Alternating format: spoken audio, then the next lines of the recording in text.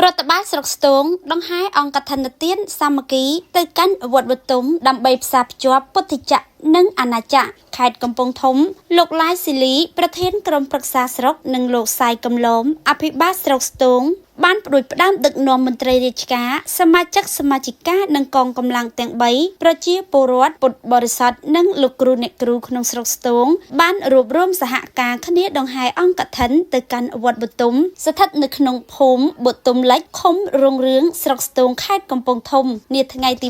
26ខែតុលាឆ្នាំ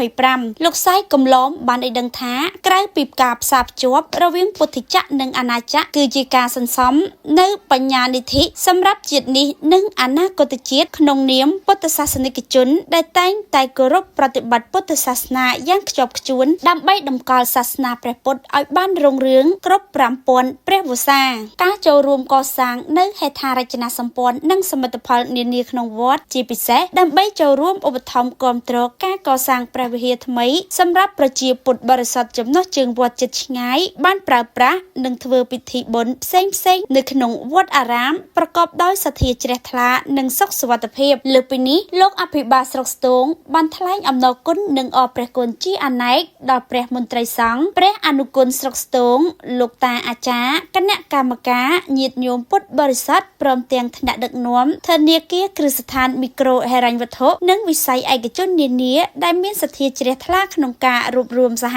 ការចូលរួមឧបត្ថម្ភបច្ច័យនិងការចូលបុណ្យជាមួយអង្គកឋិនទានរបស់រដ្ឋបាលស្រុកស្ទូងដើម្បីវេប្រកេនព្រះសង្ឃនៅពេលនេះសូមបញ្ជាក់ថានៅក្នុងឱកាសនេះក៏មានការចែកជូននៅសម្ភារៈសិក្សាព្រមទាំងថវិកាមួយចំនួនដល់សិស្សានុសិស្ស150នាក់ដែលម្នាក់ទទួលបាននៅប៊ិចមួយដើមសៀវភៅមួយក្បាលថវិកា3000ប្រជាការពារចំនួន50នាក់ក្នុងមួយនាក់ទទួលបានថវិកា10000រៀលលោកគ្រូអ្នកគ្រូ8នាក់ក្នុងមួយនាក់ទទួលបានថវិកា20000រៀលហើយអង្គកឋិននៅពេលនេះមានបច្ច័យ